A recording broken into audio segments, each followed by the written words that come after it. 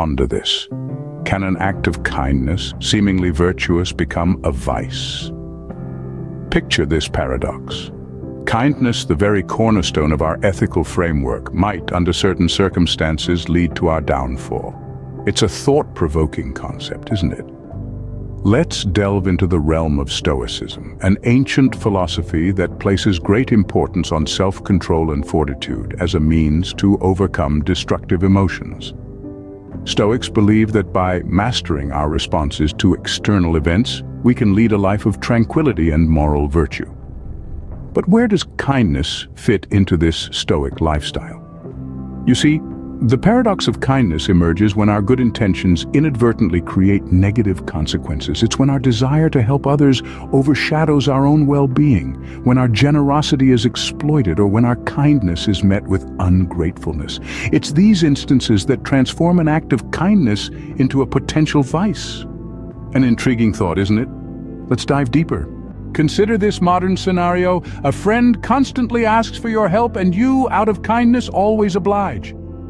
Now, imagine this cycle repeating, day in, day out. You're always there, always giving, always helping. This is the pitfall of overgiving. It's a common misconception that in order to be a good friend, one must constantly be at the beck and call of others. But this is not kindness, it's self-neglect.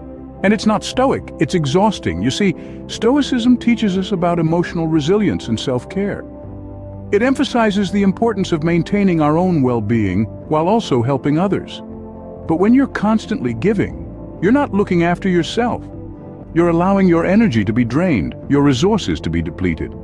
And eventually, you may find yourself feeling resentment, not towards your friend, but towards the act of giving itself. In essence, overgiving saps your energy, leaving you drained and unable to care for yourself. Ever been taken advantage of because you're too nice? This is the trap of exploitation that extreme kindness can lead us into. Consider the diligent worker who, out of the goodness of their heart, consistently takes on extra tasks. Their kindness, however, is exploited as colleagues or superiors pile on more work, taking advantage of their willingness to help. This situation is a clear violation of the Stoic principle of fair treatment and self-respect. Stoicism teaches us to value our time and effort, to respect our boundaries, and to not let others take advantage of our virtues. It's essential to remember that kindness should never come at the cost of our self-respect. In a world that often rewards the ruthless and overlooks the kind, it's easy to fall into the trap of exploitation. But in Stoic philosophy, we find the wisdom to navigate this trap. In being too kind, you open the door to exploitation, undermining your self-respect. Imagine, out of kindness, you lend an ear to everyone's problems, becoming an emotional punching bag. A sympathetic ear is a powerful tool, but it can also become a dangerous trap. When kindness morphs into a relentless absorption of others' problems, it paves the way for emotional manipulation. Picture this. You're constantly bearing the weight of others' woes, their grievances and sorrows. You're submerged in a sea of emotions that aren't even your own. This is where the danger lies, in losing yourself to the emotional turmoil of others. This is a stark contradiction to Stoic principles, where emotional detachment and equanimity are valued. Stoics believe in maintaining a calm, unruffled mind, not swayed by external circumstances or others' emotional states. The Stoic seeks tranquility, a peacefulness that is undisturbed by the tumult of the world. So, when your kindness becomes a gateway for others to manipulate your emotions, it disrupts this tranquility. Kindness, then, becomes a conduit for emotional manipulation, disrupting your emotional tranquility. Ever expected kindness in return, only to be met with disappointment. That's the risk of expecting reciprocity. Consider this.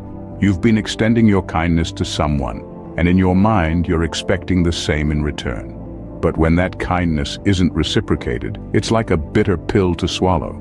This situation perfectly illustrates the contradiction with the Stoic philosophy. Stoicism teaches us to perform virtuous acts for their inherent value, not for what we can gain from them. It's about finding satisfaction in the act of giving itself, not in the potential reward.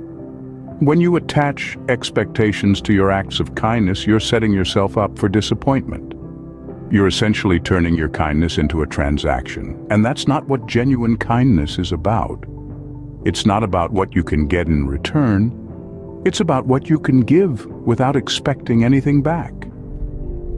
Remember, expecting reciprocity can lead to disappointment, tarnishing the purity of your kind acts.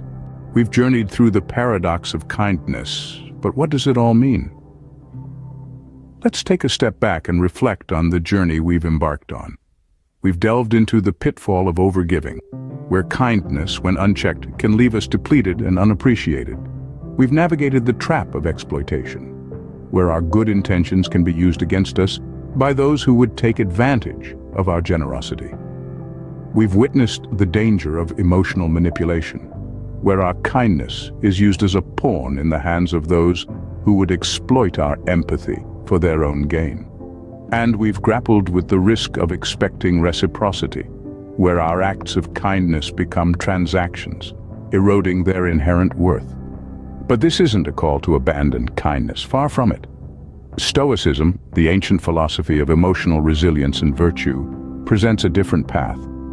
It advises a balanced approach to kindness, one that is deeply rooted in self-respect, emotional resilience, fairness, and virtue for its own sake. In the Stoic philosophy, kindness is not a weakness to be exploited, but a strength to be nurtured. It is not about giving until we are empty, but about giving from a place of abundance. It is not about expecting something in return, but about acting out of virtue and integrity. In the modern world, this might mean setting boundaries to protect our time and energy so we can continue to give without depleting ourselves. It might mean standing firm when others attempt to manipulate our emotions, reminding ourselves that we have control over our responses.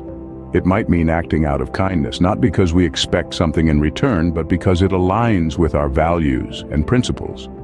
In Stoicism, kindness is a virtue, but like all good things, it requires balance. Remember, it's not about abandoning kindness, but about practicing it with wisdom and discernment.